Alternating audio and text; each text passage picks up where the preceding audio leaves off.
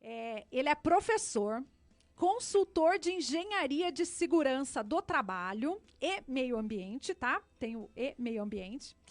Perito judicial, corredor amador e, pelo motivo que ele está sendo convidado hoje, que ele vai vir falar aqui, é porque ele também é um escritor.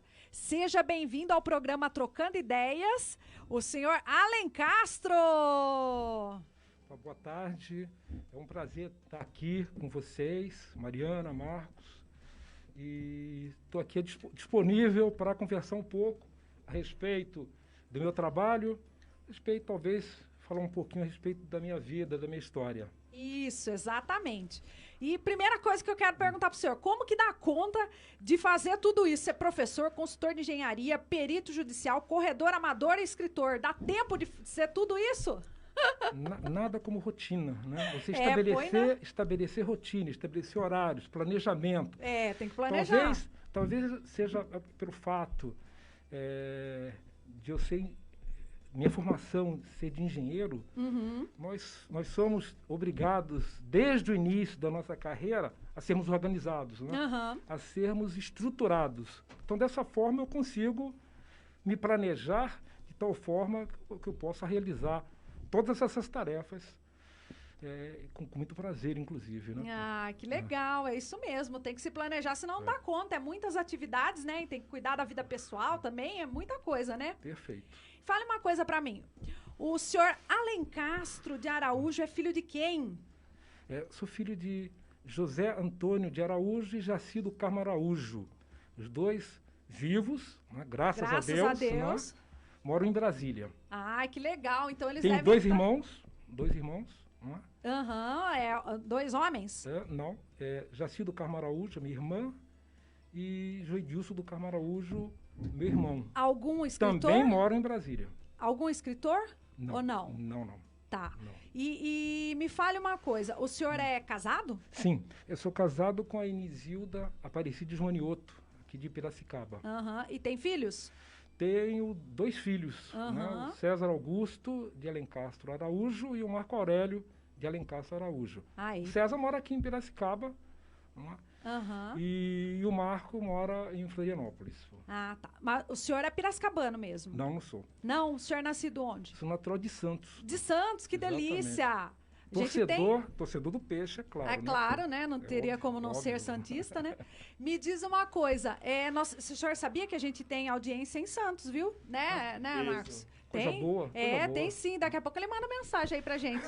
Ah lá, tem uma pessoa de Santos aqui também. É Marcelo, né? Marcelo, fica ligado aí, hein? E o que eu queria perguntar pro senhor? Para ser um escritor, que hoje nós vamos falar mais do senhor Alen Castro, escritor. Perfeito. Para ser um escritor, o que precisa? Tem que fazer algum curso? É bom só ser bom de gramática, concordância, coesão, coerência? Como que é? O que precisa ter para ser um escritor? Olha, essa pergunta exige uma resposta bastante detalhada. Se você me permite, eu vou Seja vou breve, tentar... que eu tenho muitas perguntas. Vou tentar detalhar aqui um pouco. Resuma. Tá, vou resumir. Eu vou usar uma ferramenta que a gente usa muito na engenharia, especialmente em qualidade. Certo. 5W2H. Acho que facilita bem. Então, quando eu falo, por exemplo, de escritor, a primeira coisa que pode vir à cabeça é quem pode ser escritor? Né? Quem pode ser escritor? Então, eu imagino que o escritor deve ser aquela pessoa que gosta de contar história, gosta de ler muito, tem que gostar muito de ler, né? Gosta de ouvir as pessoas, né? Porque fica muito difícil, se você não ouvir as pessoas, você não tem muitas ideias a respeito de como as pessoas vivem ou quais são suas expectativas. Sim. Né? Então é importante que você seja um bom ouvinte, né? Tem uma boa rotina,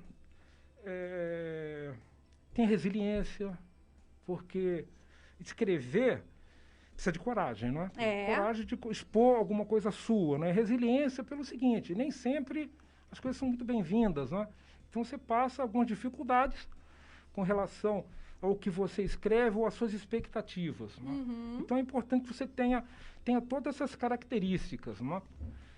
E, adiantando ainda, é importante que você tenha uma referência. Né? Quem é um grande escritor? Quais são as suas referências? Quais são os escritores que você gosta? Que livros que você gosta de ler? Eu sempre gostei muito de ler. Né? Então, eu tenho desde a época do ginasial, né, antigo, né, hoje, né, ensino médio. Por força até do professor que eu tive, não é que nos obrigava a ler muito Machado de Assis. Então, Machado de Assis é um escritor extraordinário, não é, pô? Na época, eu achava ele meio chato, né, pô? Porque, todos nós, né? Mas, graças a esse professor, né, eu tomei muito gosto pela leitura. Sim. Né? Então, além de Machado de Assis... Puxava a orelha para a leitura. Exatamente. Então, eu gostava muito era do Conan Doyle, né? Sherlock Holmes. Sim. Então, Júlio Verne, todas aquelas aventuras maravilhosas. Gostava muito desse tipo de livro. Né? E esse gosto prosseguiu. Segui minha vida em frente. E tenho, então, vários autores assim, que são referência para mim. Né? Tá, eu já vou perguntar quem são os autores. Mas me fala uma coisa, o senhor tirava só 10 em português na escola? Como que era para ser um escritor? O que você pensa, Marcão? Quem é escritor, você já não pensa assim, ó, só tirava 10 em português, ia muito bem, interpretação de texto. Redação. Como é que é? E as notas, que é o boletim na mesa. Na verdade, eu tenho... Eu era um pouco CDF. Vamos dizer assim. Eu sempre fui um aluno relativamente bom. Sim. Né, embora eu não sentasse nas primeiras cadeiras, sentava mais ou menos ali na intermediária. Sei, no meio da sala. Mas, exato. Mas minhas notas foram boas. Realmente, o pessoal achava que eu era CDF. Não achava tanto, não. Porque eu sempre acho o seguinte... Algumas pessoas têm talento natural, né? Então, não precisa nem estudar. Eu precisava de estudar. Eu estudava muito, gostava muito de estudar. Então, eu gostava até, inclusive, de me antecipar, né? O professor ia dar um determinado capítulo, eu lia antes, né? Para estar bem informado. Para estar por dentro. Exatamente. Passar vergonha. Exatamente. Então, era dessa forma, né? Então, eu acredito que é importante, efetivamente, para quem pretende ser um escritor, né? Gostar de estudar, pô. Porque fica complicado.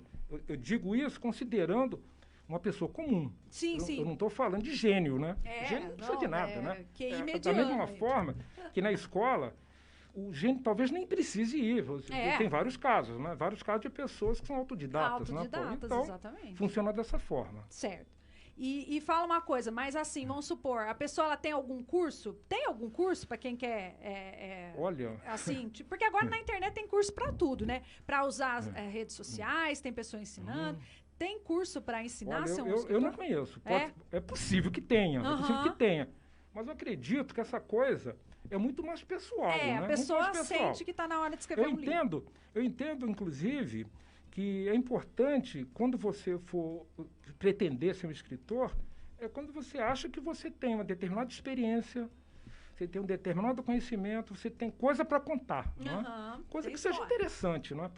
Porque bobagem está cheio, né? Então, você precisa fazer alguma coisa que as pessoas gostem, ou pelo menos você tem essa expectativa que as pessoas vão gostar. Que vai gerar interesse, né?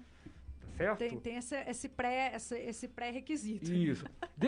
Mariana, deixa eu só prosseguir, porque eu falei só de quem, né? Quem quer ser um escritor, né? Sim. Mas em seguida eu queria falar para você o porquê. Por que a pessoa quer ser escritor? A pessoa tem que ter por essa quê? resposta. Então, exatamente. É importante, a pessoa que pretende ser escritor, ela tem um motivo especial. Ela quer deixar um legado...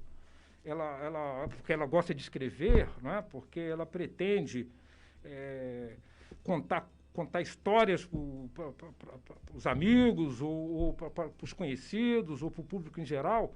Algum motivo, alguma motivação, essa pessoa vai ter que ter. E qual que é a motivação do senhor? Conte para nós, já que está no embalo. A minha motivação é levar o que eu conheço, porque eu acho é um ponto que eu considero fundamental, é você falar de coisas que você conhece, que você sabe. Então, eu uso muito a minha experiência profissional para colocar nos meus contos como uma estrutura, uma espinha dorsal, né?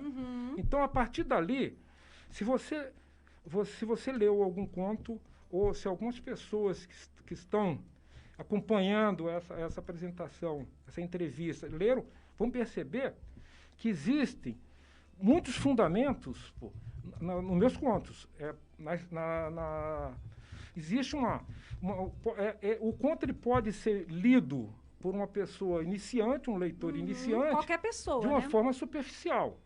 Mas aquelas pessoas mais experientes vão perceber que é possível se aprofundar. Então, existe uma série de referências que eu coloco nas minhas histórias que levam a pessoa a fazer determinados questionamentos, a determinadas reflexões. Sim. E sem perder o bom humor, né? Eu faço questão de manter o texto bem-humorado, leve, Sim. Né? Para que a pessoa também não desanime.